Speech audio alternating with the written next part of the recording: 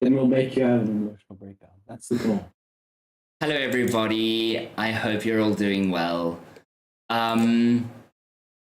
Okay, so today we are going through our text analysis. We are continuing. We started our annotation yesterday.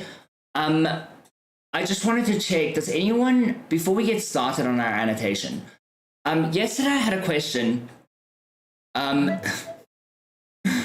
Yesterday I had a question that someone asked whether I want, whether we actually have time in our exams to annotate and plan.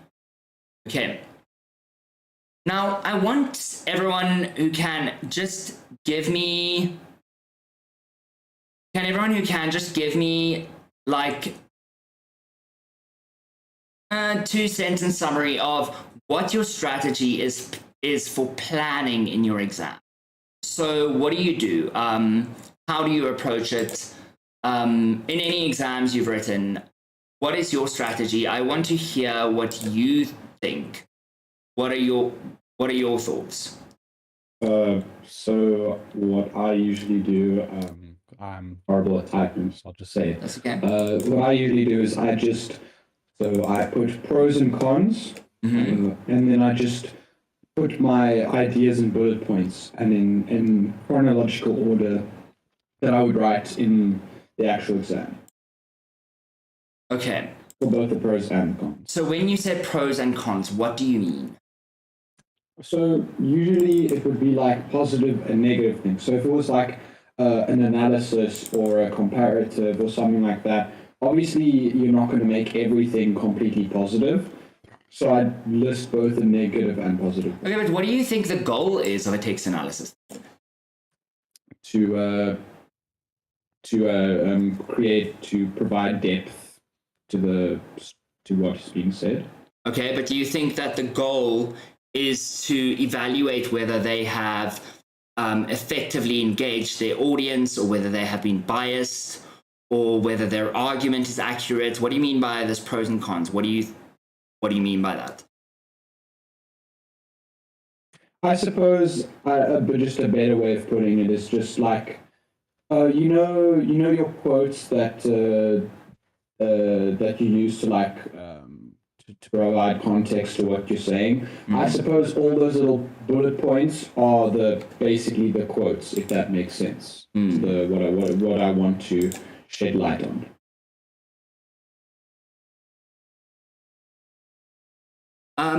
I have no idea where my annotations have gone. Someone delete my annotations. Are you talking about the document? Yeah, on the document. Just give me a moment.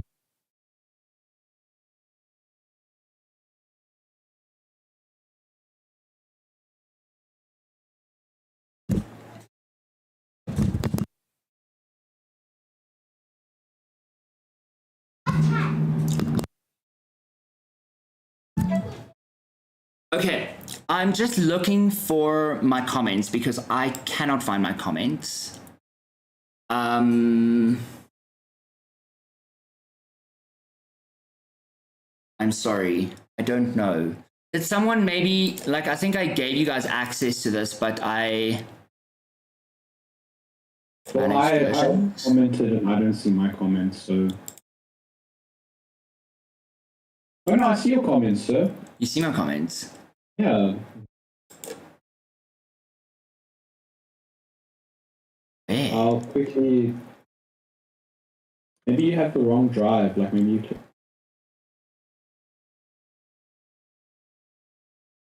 That's the drive. Okay, let me go. Did you just paste it in the chat? I pasted it in the Discord. Sorry, I should paste it in the chat.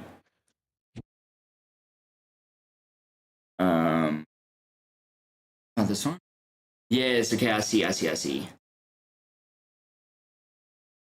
Doing your work for you and I don't even get paid. Okay. I was reading, I made a copy of it called annotated, but the annotated version didn't actually have the annotations on. Okay, so we were going through this piece. So I just wanted to say on that note, I have actually noticed with you specifically, you do end up having more of like a pros cons where you have like an evaluation of the text. Was the text effective? Was the text biased? And stuff like that. And the work of yours that I've marked. And that is not what we're aiming for in our text analysis. Okay? In our text analysis, we are not evaluating, we are not reviewing them. Okay? We are looking at how have they used language, form, and structure to address their audience. And remember that they've got a specific audience. Every piece has a specific audience. And how do they address that specific audience?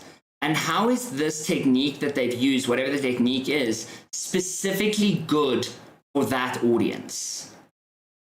What does it add to that audience? And also, how does it achieve their purpose? So you have to have a solid grasp on what the purpose of the text is and who the audience is. If you do not have that, where it says, did you understand the text, you will just get a really bad mark. Okay?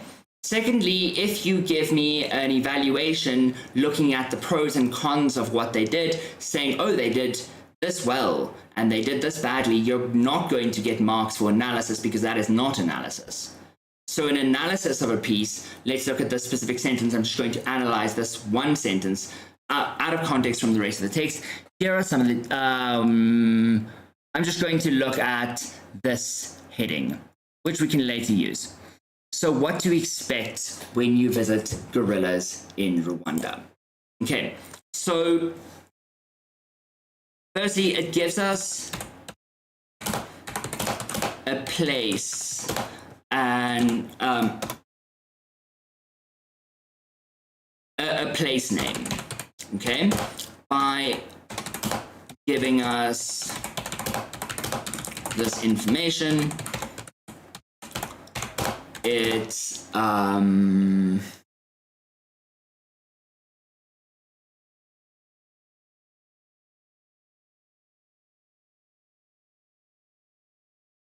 provides a clear context for the piece.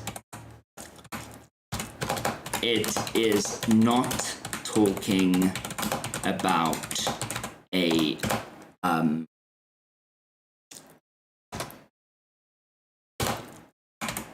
gorilla sanctuary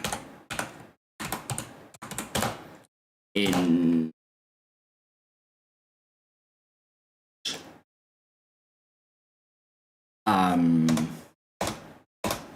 vaguely, but this specific place. It is also I'm going to say the mention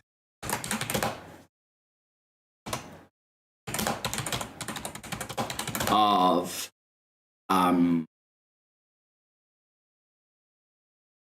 gorillas points to the fact that it is an eco-tourism advert. Okay.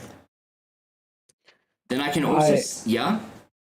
I just remember you telling us that, like, me reading that doesn't the marker not like that because you're pointing out something obvious? Like the second part. Well, I'm getting there. Oh, okay. Okay, so this is I'm providing some kind of information. Okay. Within I'm going to say here, lastly, I should have actually used some kind of structure, bit of structure, but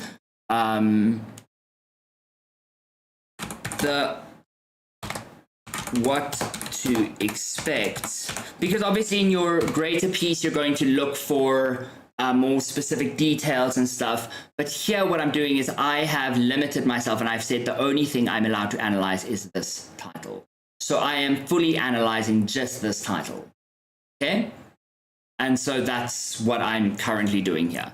So lastly, the what to expect assumes that the audience is already aware of the fact that there are gorillas in the... Should I do that? Yeah, gorillas is not a great word for me. No, I don't know why. And the mention of gorillas, great. The fact that there are gorillas in Rwanda, and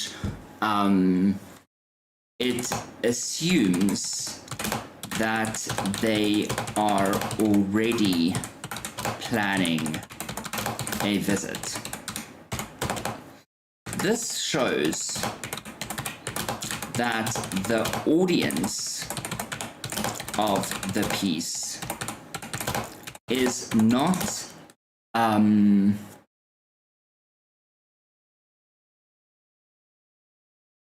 more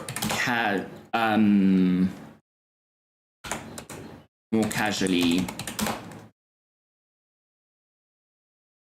browsing people, but rather people looking for specific information. Do we all agree with that? Now, where did I analyze here? And how? So do you see, I didn't say this was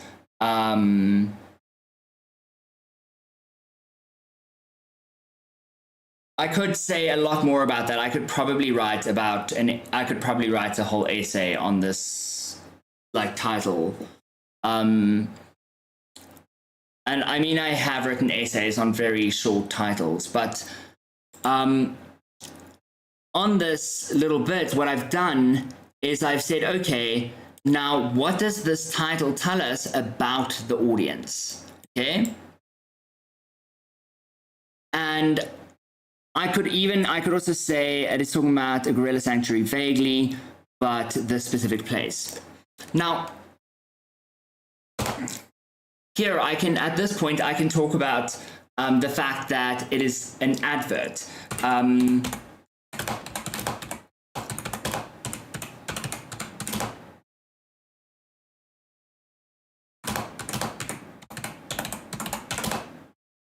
Since it is an advert for a specific place, this fits with the text conventions. Okay? I know that seems simple, but I need, like, a lot of you do not know this. Okay? It is a specific place. It fits with the text conventions. What are the text conventions? I could be even more specific there. This fits with this is a little bit, I'm kind of getting carried away with this, but this fits with the text conventions as it applies subheadings to the text so it organizes information. Yeah, but I feel like I'm going to talk about the whole concept of subheadings a little bit later, but I'm going to talk about them in a grouped way and not just mention them as this one thing. But what is nice about this, what specifically is important about talking about this specific gorilla sanctuary in Rwanda, I don't know if it is actually a sanctuary. Oh no, it's not a sanctuary, it's just an area where there are gorillas. This fits with the text conventions as it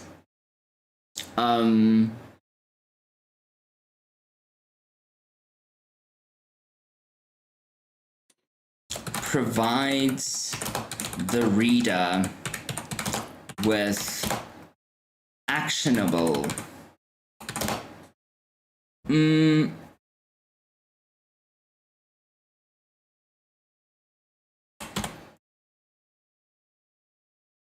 And specific information. I don't know so much about this comment, but like, forgive me, I don't want to spend too much time on it. So I might have rambled a little bit, honestly. Okay.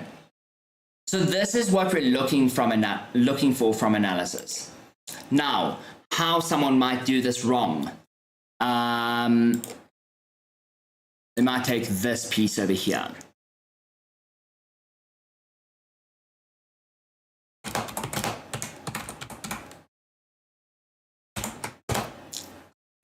The writer is providing a biased view of the place by only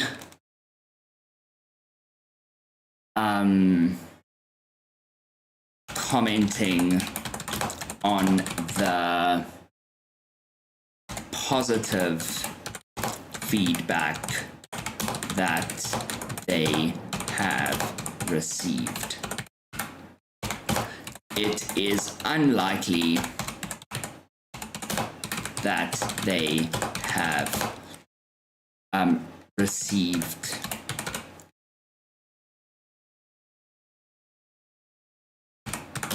no negative information. Okay, but that would be the wrong way to do it. I was about to comment because you speak quite extensively on it. Yeah.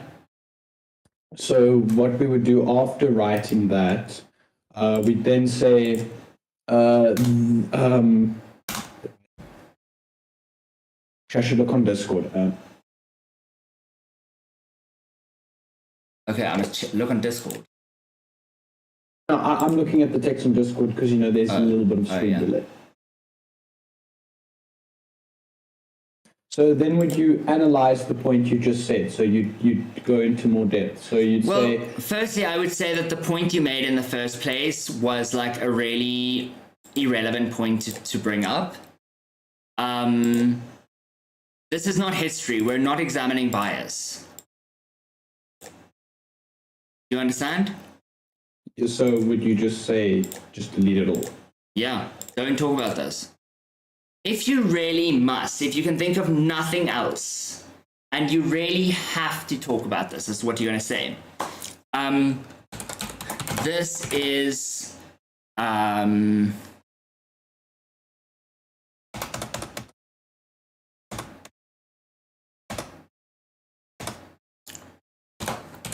this bias is common in adverts and is expected.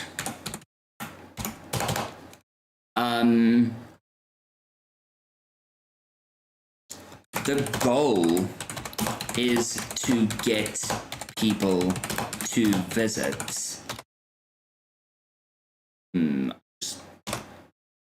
the area. The goal is to get people to visit the area. Therefore, a more balanced view would not necessarily achieve the purpose of the text. Here you have connected what they have said. Okay? But now my question is,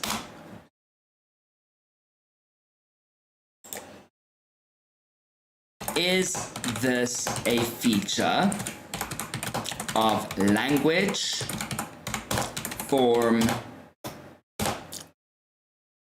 or structure? I would say it would be a form because it deals with a convention. Like a convention for an advert is to be biased. Right. Because they want you to sell. They want you to go visit. Okay, now you've mentioned this. You have spoken about the bias. Are you going to talk about it again at all in your text? I mean, I would say if you're already in a sinking ship, just go with it. No, you've mentioned it. If you talk about it again, you have to talk about it in this context. So you have to either mention it while you're talking about this, or just don't talk about it again. Otherwise, you get repetitive, you lose marks for structure, you lose marks for, like, you just kind of go nowhere. So a lot of you spend your whole essay talking about bias. And it's actually not a lot of you, it's like two of you. Two people in my class. You spend the whole essay talking about bias. And I mean, that's great, you are critical thinkers, but you are not going to get the marks you want just talking about bias. We are examining language and how language has been used to create effects.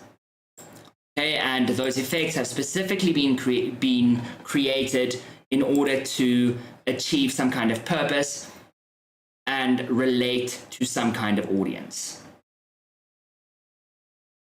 Okay. So I just wanted to talk about this planning again. The movable force said read the beginning and end of the text, then read all the questions to see if I can answer anything from an outside perspective, then reread the whole thing and answer. Okay.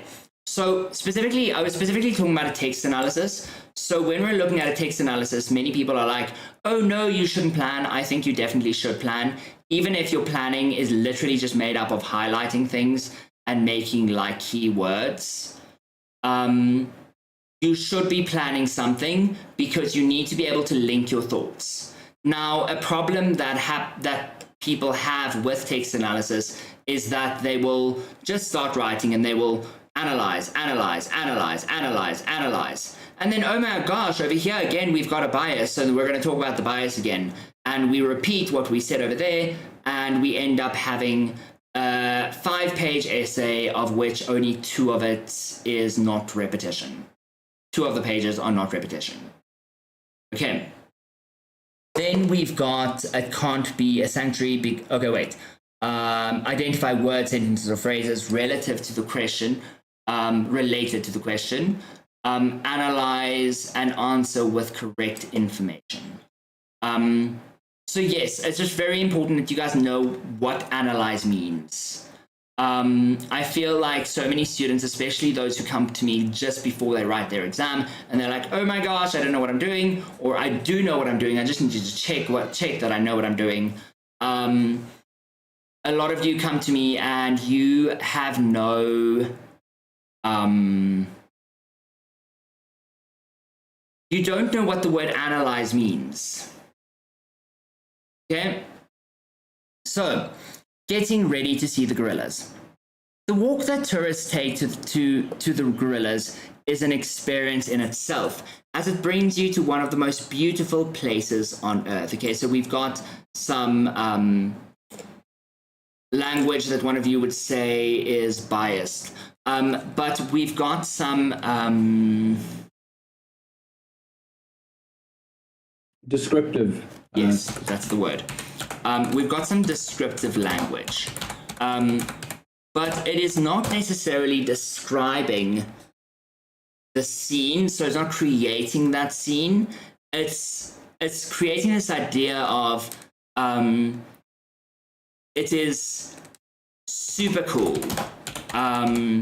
It is nothing in the world one of the best. Yeah. So it creates a desire. What would you call that feature? Like where you say one thing, but it's actually supposed to do something completely different. I don't know. I swear there's a word for it, but I probably it's like a word for everything, but I don't know every word. So, how dare you be an English teacher? So it creates a desire in the reader to visit the place, and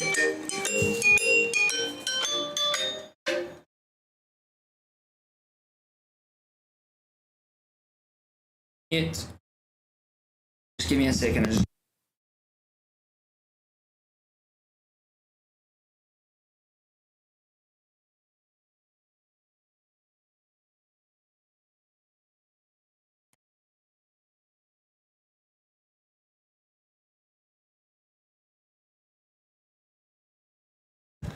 So it creates this desire for the reader to visit the place, and it makes it adds to the attraction. Now, something I want you to note is all the ways. I don't know why my browser is so slow. It's probably because I'm running a script in the background. So something.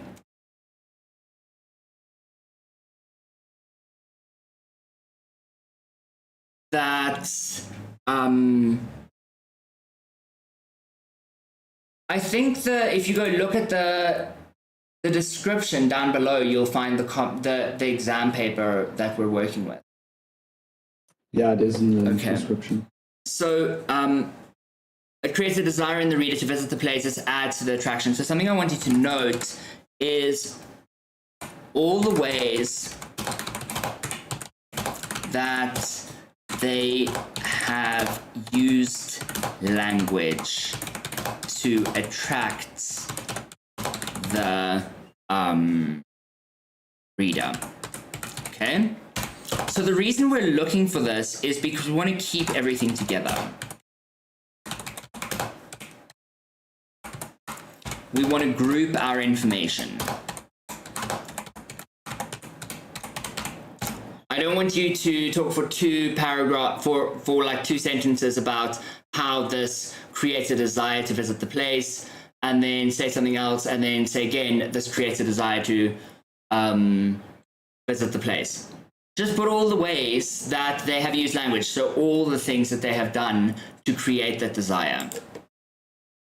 This is one of the few remaining tropical mountain forests located on the deep slopes of the Virunga volcanoes. So what they've done here is they've created almost like a... They've said this is a special place.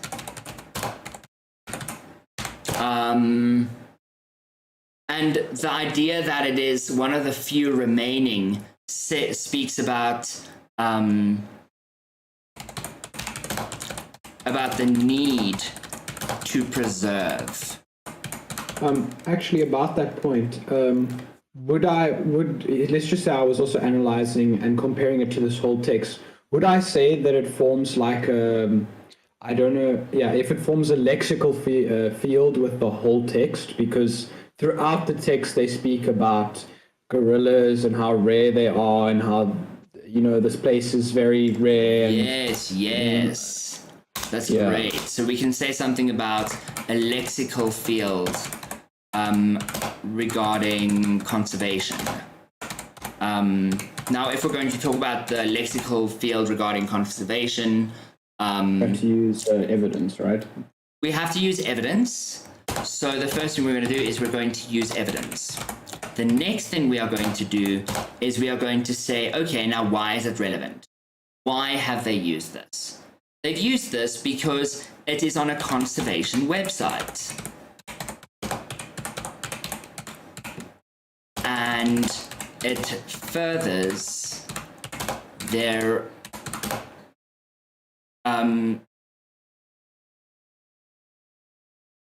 cause of gaining support. Does that make sense? Yes.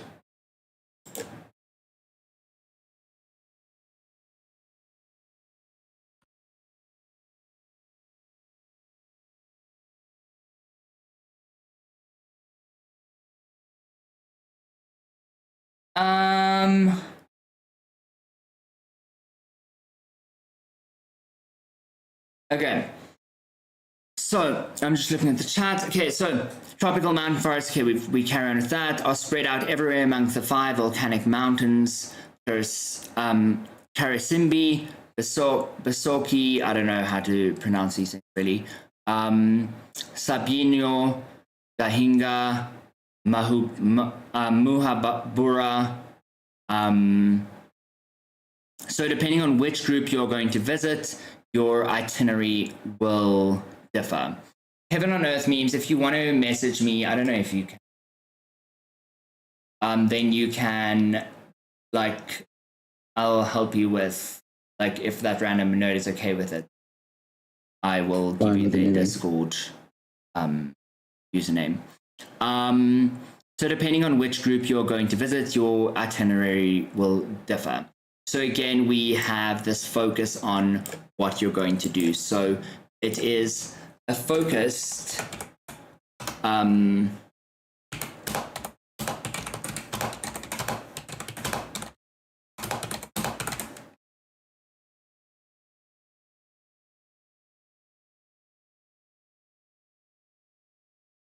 okay, so we've got this focus on what you're going to do. And this relates back to this part. I just want to point out here that in this first part here, we've got this bit of like information about why this place is so great. And then it gives some specific information. And here we've got why this place is so great. Then we've got some specific information. Okay, and only then do we hear about our itinerary. The walk to reach a gorilla group can take from 1 to several hours, but no matter how long it is, the end result is always amazing. Okay, so here we've got this point where, in terms of structure, they have mentioned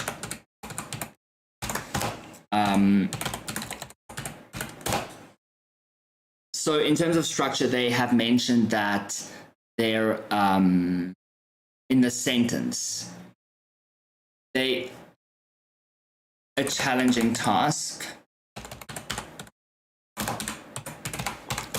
then followed up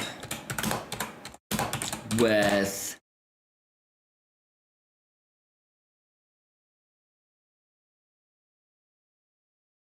the fact that it is rewarding. Okay, now, why did they do this? Did this to inform the audience, but ended it with encouraging them about it being worthwhile. Because you don't want to go, they don't want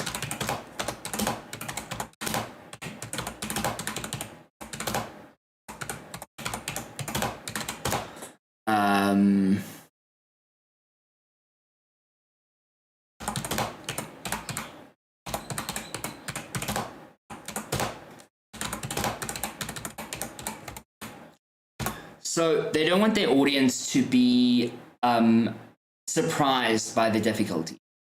So they are being upfront about the difficulty of the task. You understand? Okay.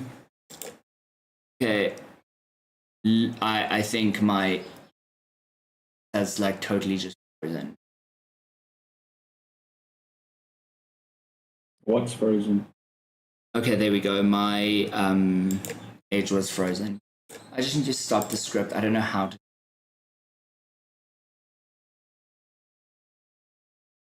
You press the stop button. No, there was no stop button. There was no stop button. Like running furiously. What do you call it? Task manager? I didn't want to end it. I didn't want to end the process completely and lose my progress because I wasn't sure whether it was saving the progress of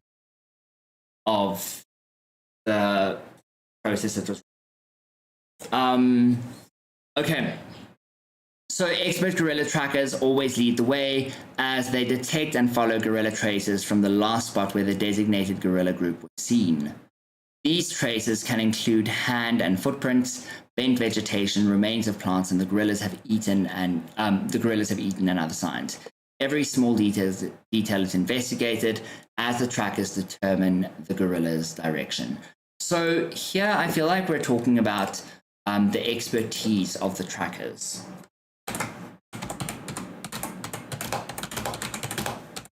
I'm just going to note that was also mentioned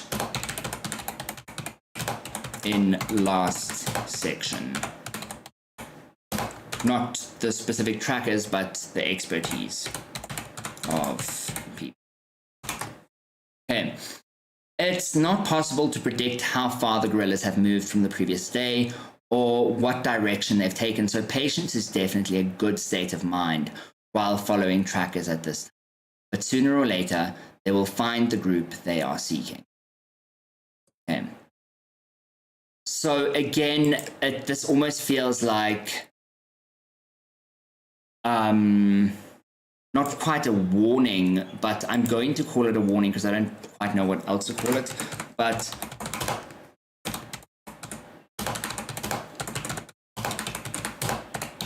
challenges may arise. And now, why is this important? So I want you not just to say that, but I want you to say why. Why is that important? Because they want to inform. They are creating an advert, but they need to inform.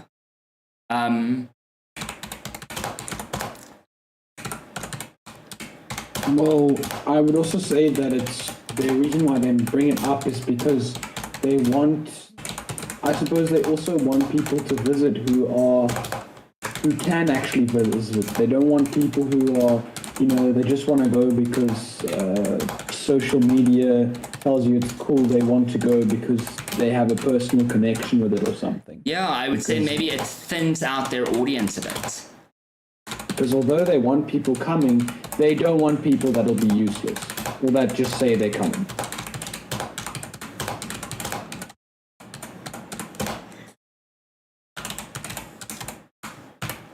Okay, so they want people to come so that they can get the correct visitors.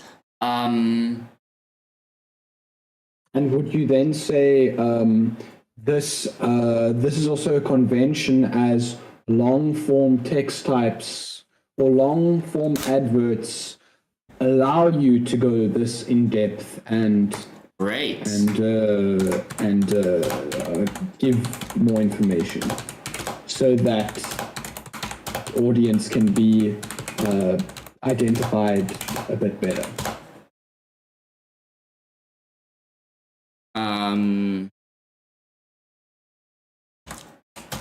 Not too sure about that last part, but so it allows you to go into detail and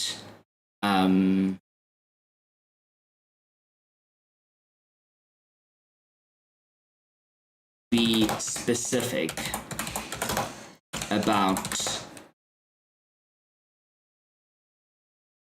more aspects of the product being sold. Okay. Just wait for that.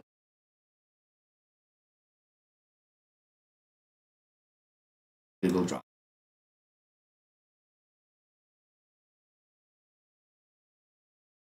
Okay, there they are.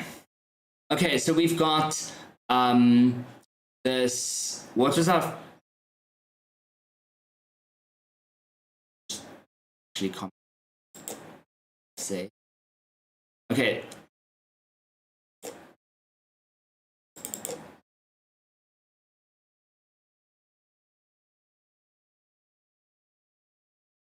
Okay. If I look at my first title, what to expect when you visit the gorillas. So you're not here yet. Now, getting ready to see the gorillas. So we're here, but we haven't quite explored the place yet. Then we've got, yes? I think I know what you're going to go towards. Yes. Are we now going to say all the subheadings, the first three subheadings have a sense of chronological order. So when the reader or when the viewer is reading out the long form advert, they are more likely to continue as they feel like as the reader feels as though there is a linear path, or there is linear progression while reading, as there are what do you call, they're not destinations, they're like points. There's like I don't know what you call them.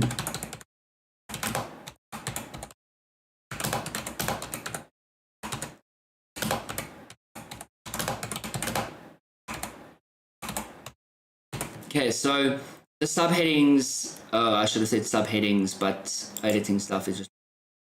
The subheadings follow a chronology as it takes the reader through a linear progression. Okay, I've said as again, I shouldn't. An issue, and as they move from getting prepared to actually seeing them. Now, something I'm just going to note here, I'm going to just note that I can probably expect a call to action at the end, partly because of this structure and partly because of the conventions of this text. Okay. So the first sight of gorillas is unforgettable. So again, they followed the same pattern where they give this moment of experience. Inside the intense green of the dense vegetation, you'll see dark shapes as you go closer. So they're describing the scene. Why are they describing the scene for us? It takes a few seconds to realize that these shapes are wild gorillas, right there in front of you. Amazingly, they are perfectly calm. The gorillas may glance at you at first, will quickly resume their normal activity. So this really puts you in the moment.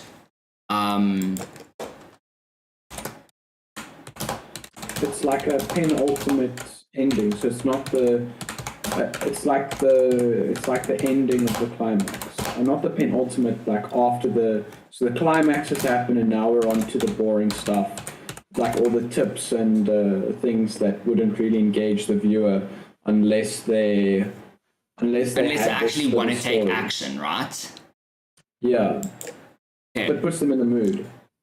So now we've taken our audience through a process and we've said, okay, now do you actually want to take action? Now, you will be impressed by the huge size of the adult male gorillas, reaching up to 400 pounds. Body shaming. They are called silverbacks because of the grey color of their hair on their backs.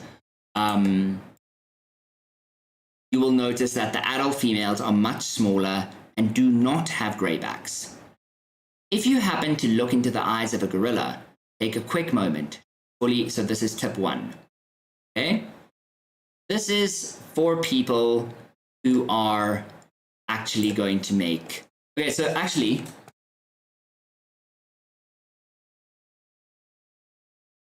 This is perhaps appealing to, sorry, I'm just waiting for it to load.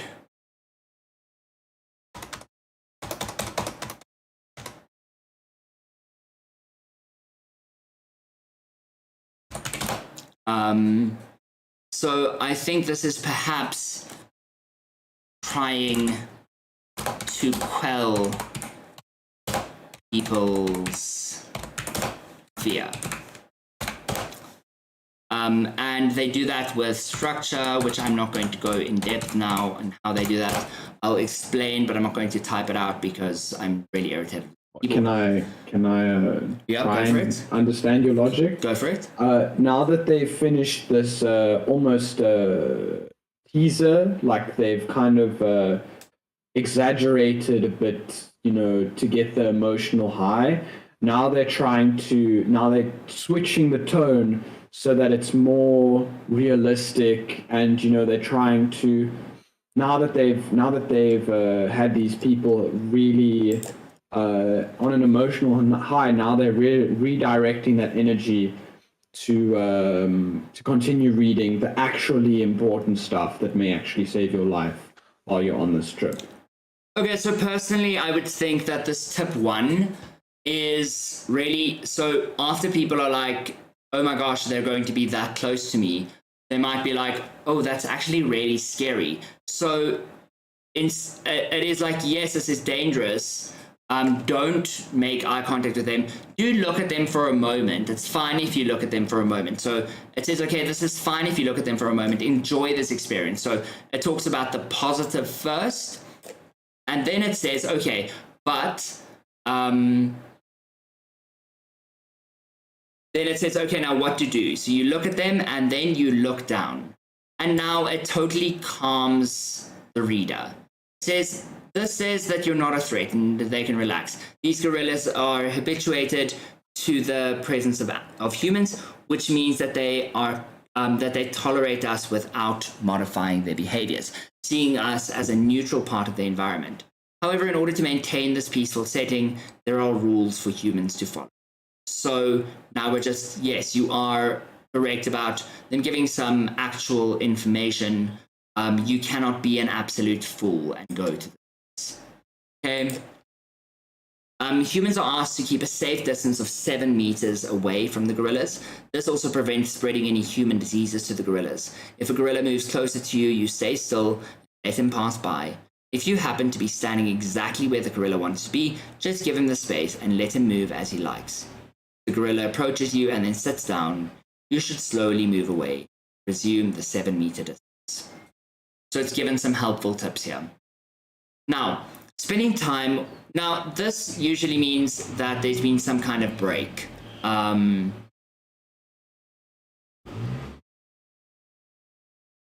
It's like the next part. Spending time with mountain gorillas is truly one of the most memorable wildlife experiences on Earth.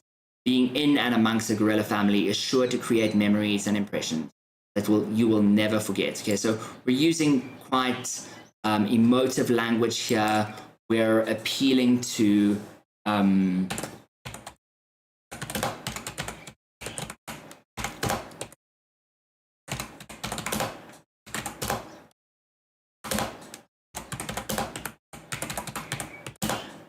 their own desires of what is the word?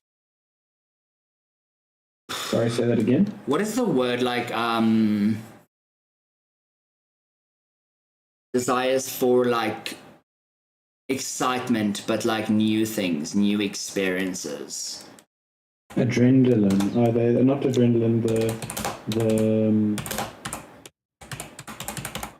Hold on, I'm swole because I have it. It's on the tip of my tongue. I'm just gonna say for new experiences. With only 800 mountain gorillas remaining, it is also important for tourists to remember their own behavior when they are with the gorillas to minimize any potential risks to the gorillas. This means maintaining the required distance. So here we've got this repetition. The urge, the inclination. There's a thing that ADHD people like. They like new things, novelty. The word is novelty. Novel experiences. That's what I wanted to say. So this means maintaining the required distance. So we've got this repetition of the tip from earlier, emphasizing the importance. Okay. Then, for further information on responsible ecotourism and to learn more about visiting the gorillas, click here. So we've got this call to action. Now, I want to just note here that your call to action does not say something like book now. It says get more information. Okay? So,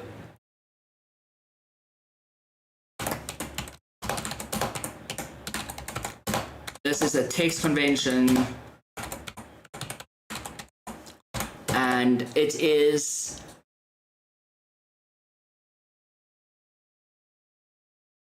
not saying book now, but rather get more information. This shows that they want their audience to be informed about coming before they come. And also I just want to say, which can also be seen in these parts of the text. And I'm going to just put square brackets, fill in. And yes, what were you saying? I wanted to say that it also gives it works well with an advert because it persuades the reader to continue because they feel like this Fossey Fund thing actually cares about them, so they're more inclined to go read more because they feel as though they are more special because of that.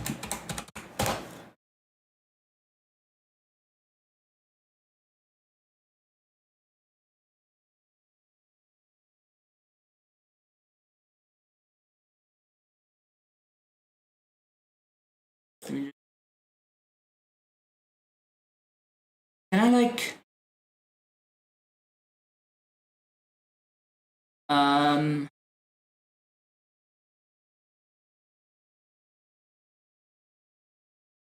going to create, I'm just going to post a link to the server, like a temporary link to the server.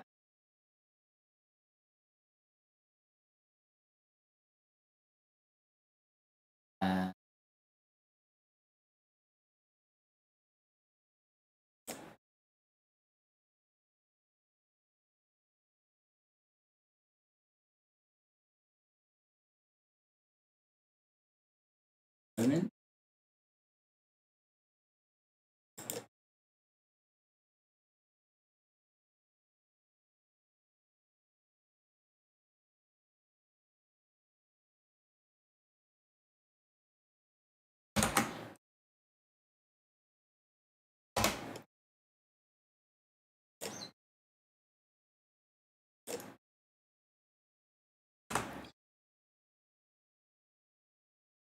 There we go. Okay. Where am I? Scroll all the way.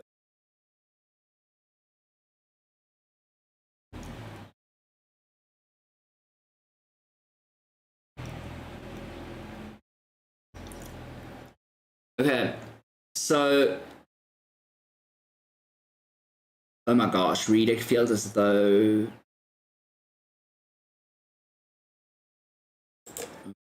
sorry. Can also see in these parts of the text. We can say reader feels respected and is more likely to support the organization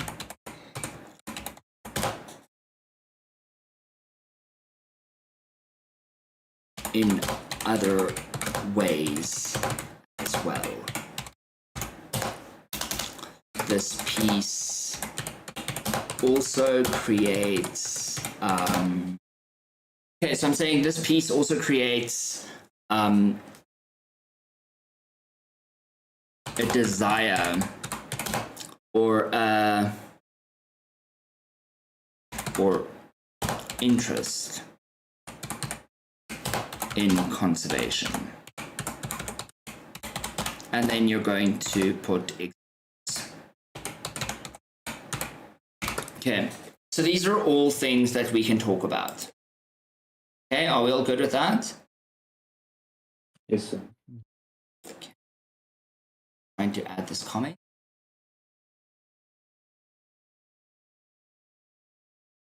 Oh, heaven on.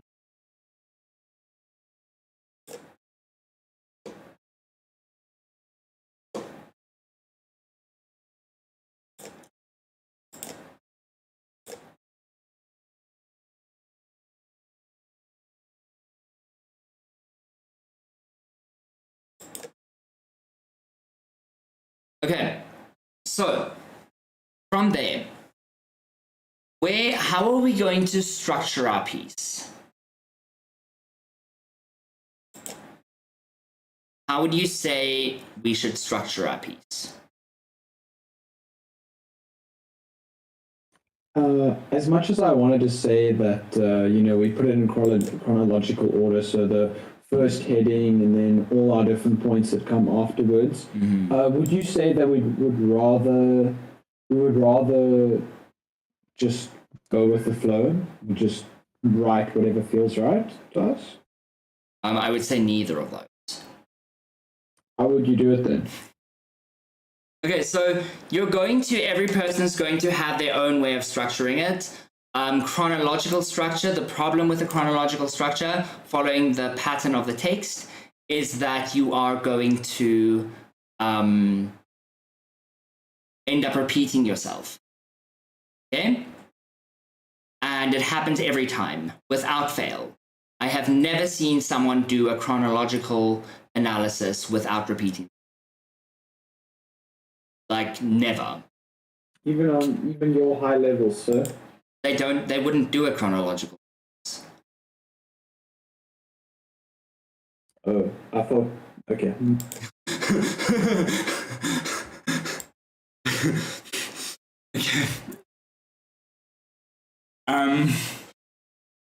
Because structure is important. So since structure is important, we're going to look at, okay, if we look at these comments here, which of these comments can we put together? Which of them are related to each other? And how can we talk about them together? So some people might want to group all the elements of form, all the elements of structure, and all the elements of language, which is fine. I've personally never been able to do that. My brain just doesn't work like that because of the overlap between the three. Because they all have, it's like a Venn diagram. It's not so much three separate topics, but they are related because they are all elements of language. And so because they are so closely related, it makes it a little bit difficult. So how I usually, personally, like to structure something like this is looking at the effects, okay? This makes sure that I have actually thought about the effect that each thing has so that I don't do a thing called feature spotting. You might have seen me write feature spotting in some of your exams. Feature spotting is where you take a piece and you spot all the features of this piece. So you might say, they have used short sentences. So there are more things we can explore here. There are definitely some language features that I didn't explore, many language features that I didn't explore. I explored structural features and I explored features of form. There are a lot of language features I can explore. I can explore punctuation. I can explore the different parts of Lexis. I really can go all out with it. However, when I'm looking at these language features, I need to make sure that I understand what they're actually doing in the text. What purpose do they serve?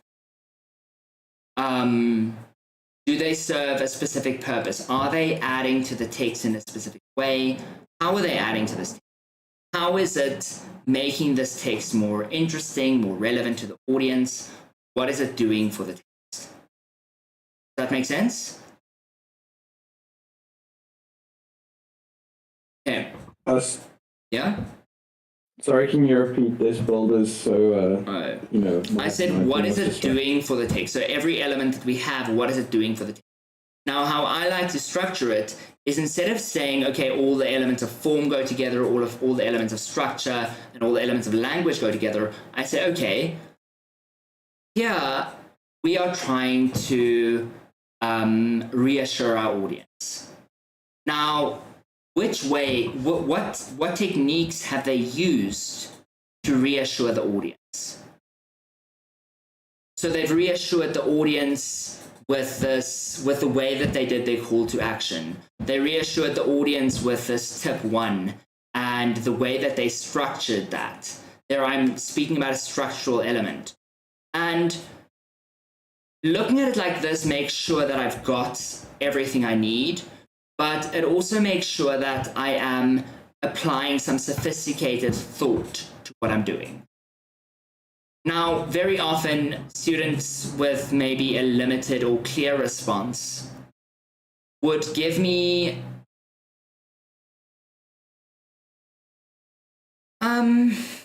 you wouldn't really explore the interesting parts of the text. You would just spend the whole text talking about this keeps the audience engaged. Now, if you like the way that I structure my text, structuring it in that way means that you don't have this problem of every third sentence is this makes the audience, or this keeps the audience engaged. Okay. The audience engagement is important, yes, but you're not going to make your whole text analysis about that. So for instance, if it was a political speech, yes, they do want audience engagement. They do want their audience to be engaged, but they also want their audience to trust them. They want their audience to feel reassured. They're trying to create some kind of feeling within their audience. They want some kind of response from their audience. A text is much more than just engaging your audience. For instance, if I had this whole live stream and the live stream was solely focused on engaging you all, and I didn't give you any information, I didn't teach you anything, that would be a pointless live stream. Totally pointless. I would be wasting your time and mine. If you want to be engaged the whole time, if you want to be engaged, if you want to be entertained, go watch a movie. Now, something I want you to note is that none of the pieces that you do in your AS exam, none of the pieces you're going to analyze are going to be like fictional pieces. Okay? Well, or more, they're not going to be narrative in form. So, as far as I'm aware, I actually did like a deep dive into the other exams. I do not, you do non-fiction pieces. Yeah, you do non-fiction pieces. And so, because you're doing non-fiction pieces, they're not trying to entertain you the whole time. They might have some kind of humor or something, but a lot of the time, the information is trying, the way that they're writing, what they're writing, is for the purpose of informing, for the purpose of persuading, for the purpose of motivating, encouraging, stuff like that. Those are all purposes. So someone I marked recently said that the purpose of the one piece that we did was to express. Okay. Now it was an article in a science magazine about trees. Do trees talk to each other? Anyway, so they said that these trees, the purpose of the article was to express themselves about trees or express information about. And that's not quite the vibe. That's not the point. When we look at purpose, we're looking at what is it trying to achieve? What is the goal? If we say that the purpose is to express, it is entirely for the satisfaction of the writer. So we could say express opinions with the goal of persuading the audience. Maybe that might be a way that we can use express, but you have to be sure about what you're saying. Okay. Now, in terms of introduction and conclusion, many say you don't need an introduction or conclusion. I like to add an introduction, and I only sometimes add a conclusion to a text analysis like this, because honestly, I'm just trying to get through the exam. I'm trying to get my marks for text. I'm not getting marks for writing beautifully. I am getting marks for writing clearly, writing in a sophisticated way, being able to communicate my thoughts, being able to elaborate on my thoughts, being able to connect my explanatory comments, to analyze the text with appropriate explanatory language. So I want all of these, and that's what I'm trying to achieve. So what we do, what I do for my introduction is I will always talk about the following: gasp. Okay, so I will talk about the genre, I will talk about the audience, I will talk about the subject, and I will talk about the purpose. Okay. I might in there some way talk about the register, but I always talk about gasp for my in my introduction. Okay. And then the way that you structure your body is totally up to you. You might want to, in your introduction, just kind of tell me more or less where you're going with your piece, what you're going to be addressing. But you don't have to. Just go straight into it. You don't have time. Just go straight into it and start analyzing. Okay. Just this annotation that we did today, I know it took a little bit longer than you have in an exam, but you can literally... So the reason it took so long is because I need to share my thoughts. If I highlight things, those thoughts are in my head. They're there. Okay, granted, I do have ADHD, and sometimes I do need to take notes of it. But those thoughts are there, and I need to remember those. Okay, I remember those things when I highlight them. And so I don't need to make these comprehensive notes. I might make like a 1 or 2, just so that I know what I'm referring to. Okay, we have 15 minutes left. I just want to open it up. Does anyone in our next session, which is going to be, I know you write exams next week, Wednesday and Friday. Next week, Monday and Tuesday, we will be having live streams on paper 2. I just want to open it up to you to come up with any questions you might have about paper 1, any concerns you have, any thoughts you have about the topic, and then we can address those.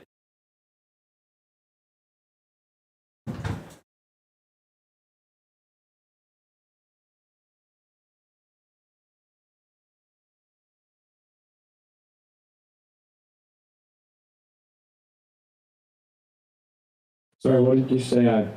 The drills are going now. Well, I'm opening up for the last 15 minutes of the lesson. I'm opening up to just have questions, any questions you have, any concerns you have about paper 1 or paper 2, just Q&A time. Any questions, ask, go for it.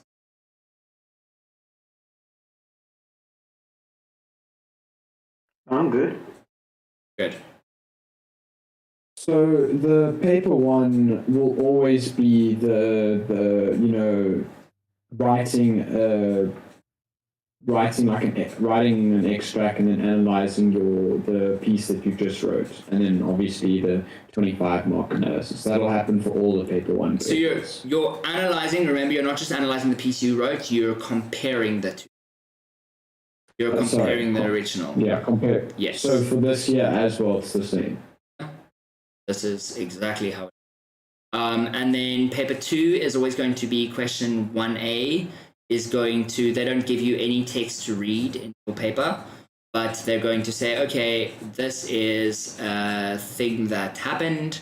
Someone came to your school and spoke about a specific topic, and you need to write about, write a journal entry, something, or a letter to the president, a letter to someone about how that impacted you. You might write a journal entry about the impact it's had on you and how it made you grow as a person. Then you're going to write a reflective commentary, and your reflective commentary, that's your question 1B. Your reflective commentary is kind of like an analysis, and it does use a similar rubric to your text analysis. And it does require you to look at language, form, and structure, but it says, however you use linguistic features to achieve the purpose. And so, or to achieve the task set. So in order to do that, you need to, I would say, start with in your introduction by explaining what were the requirements of the task, and what was the task set, what was the purpose, and then you explore, okay, how did you use language, form, and structure to achieve the specific. So, for instance, if you needed to write a diary entry, the purpose was for self-expression, for processing your thoughts, for that might be the purpose of a diary entry, depending on the task. And so, if that's the purpose, then you're going to say, okay, well, I did this using more personal language, using a more casual register. I did this using the way that So with the reflective commentary from paper 2, question B, you're basically grouping your form and structure with language always. So both the two things have to have some piece of language in them, instead of just like you would in your normal analysis, writing all three or writing each one separately. Oh no, you can write them separately. The point is that you basically just need to prove to the person who's marking your paper that you made intentional decisions with language to achieve the purpose. They want to know that you did it on purpose. Okay, that makes more sense. And the reason they want to know that you did it on purpose is because it shows them that you really do understand the aspects of language, form, and structure. Can you please send me like some videos on reflective commentary? Because like, while I understand what you're saying, it's just, more in depth than like a basic explanation of what, 10 minutes can get me. Yes. I don't know if I've got a video. I can look for one.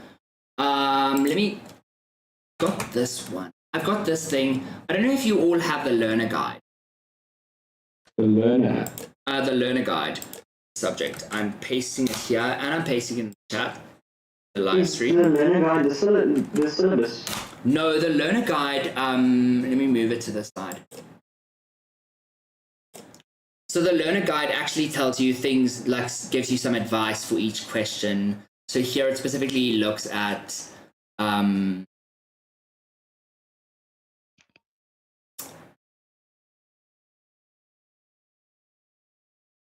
but this seems to be the 2019 one. No, this is the 2021 one. What I've got open here.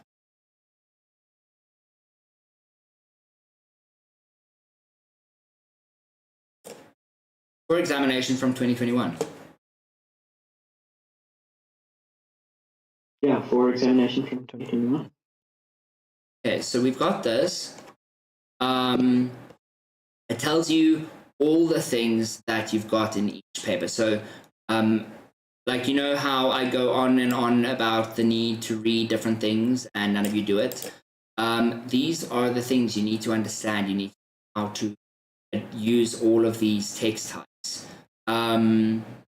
but I specifically wanted to show you this reflective commentary example. Yeah, specimen answer 1B. I decided to write the text for my leaflet in the same chatty style as that used in popular magazines, which are aimed at teenagers, giving a light-hearted and humorous feel to the text whilst offering serious messages. My reason for the humor was to attract and maintain the attention of the target audience of older teenagers. So I've got a very clear conception of who my audience is. I've got a very clear conception of how I've used language to do that. On the other hand, I felt that the information and advice the leaflet was offering needed to be sensible and worthwhile. The original instructions had come from the head teacher. Therefore, he also needed to approve. Okay? So there, I'm also understanding that there's this audience of the head teacher as well. The structure of the leaflet is set into separate paragraphs to make the overall graphology of the leaflet clear and easy. Okay? So we've used great language here. I use subheadings which have catchy titles, including ellipsis and rhetorical question, tempted to squander, coupled with a rhyming imperative, try not to squander. And alliteration, eating like Einstein and tickety-tock, as I felt that they needed to match the overall style of the writing rather than just state healthy food, for example. So saying I chose this instead of this because this has a better effect. At the top of the third paragraph, which would seem too formal for the writing style I chose. I use second person address throughout to create an intimate relationship between writer and audience. I wanted to enhance this by creating a very informal register with flattery like congrats and colloquial terms such as JK, yay, and peace, which were used to position the reader as an equal. The inclusion of zip code, that is set out to resemble text speech. Independence is set out to resemble text speech, which also lowers the level of formality and is in capitals to imply shouting and excitement. So we have explored all aspects here. My sentence structures include snappy fragments, so congrats, with the low register discourse opening the lead, but more complex sentences containing the more serious messages, such as keep a track of everything, paragraph 2, which is in paragraph 2, are positioned inside each paragraph. You see how they are exploring different aspects within each paragraph. Now, some of you will write a paragraph and explore like 30 different aspects in a paragraph. If you change the topic, please change the paragraph when you're trying to explain something. Are positioned inside each paragraph. Hopefully, this juxtaposition of structures acknowledges the fact that the leaflet is meant to appeal by being humorous while containing meaningful information. Some of the features I used were intended to enhance the feeling of excitement about going to university, therefore too posh to look after your dosh or in too much of a daze to save. Include rhyme on posh and dosh and assonance in daze and save. Inside rhetorical questions with ellipsis to create an interesting rhythm. However, I also used hyperbole in super high and astronomical to reinforce my warning about eating free. By combining these features, I wanted to give an overall impression of everything that going to university might mean, which should be an exciting but maybe also a tricky time for young people. On reflection, I feel that I have achieved my aims in my writing. I wondered at first whether I had chosen too many colloquial features and not enough low-frequency lexis or formal grammatical structures, although when I considered that my main purpose was to get teenagers to read. When I read through my writing, I felt that I had a good balance of informality of style and formality of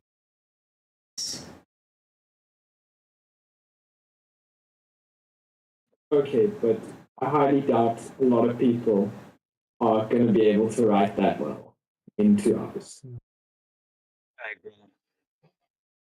In 2 hours, that's to be able to write that in 2 hours would take a miracle, especially for people like me. So the point is that this is an outline. You look at, okay, what are the things they did well? So I've given you this PDF. Look at what did they do well? What are the things that they achieved, so that you can understand. The point is not to copy what they're doing. The point is to do your own thing and make sure that you are using the correct things. So do you see how this is a totally different vibe to text analysis in paper 1? Well, yeah, because you're writing about the thing that you did. So you have a much better understanding of what you did than analyzing someone else's work where you don't know his thought processes and what he was going through when he was writing that. Okay. So the trick is to make sure that one of my students calls it, can't remember. Words are not my friend today, but one of my students says that you leave little gifts for yourself in the question 1A. So you're basically justifying, someone says, you're basically justifying your reasonings as to why you've made certain language choices to achieve the task. That's really what you're doing, okay?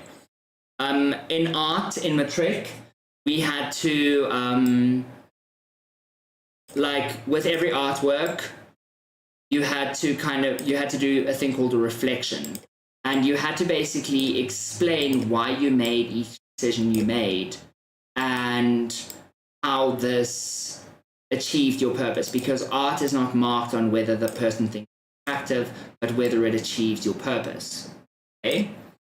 And so we had to do that, and I mean, I ended up getting an average of 95% in matric for art, because I was very good at, okay, so I am good at art, but I was very good at like justifying why I did things in art.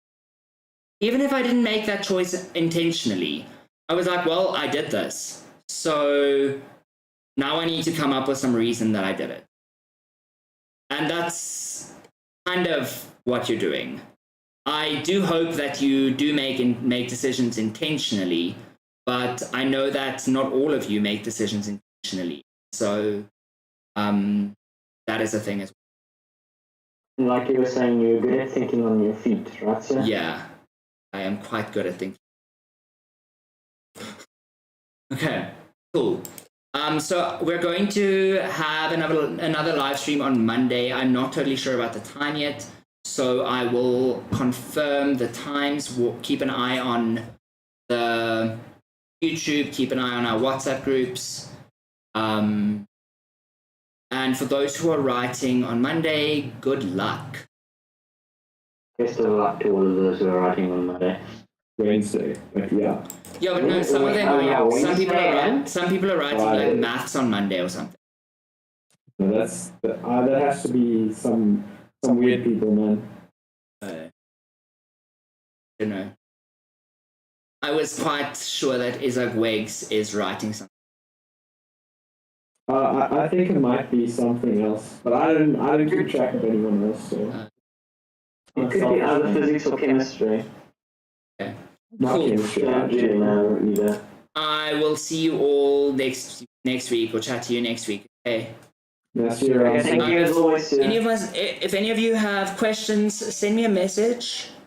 You know what? For those who are not my students, what I'm going to do is, do you guys think it's like dodge to put my Discord username on this thing so that people can send me a message? Or on Discord. Or should I just put my email address maybe? It's a bit more formal if you use your email address. Yeah, but like, do you know me? Like, am I a formal person? Well, you gotta appear to be formal sometimes. Yeah, but I mean, who's my target audience?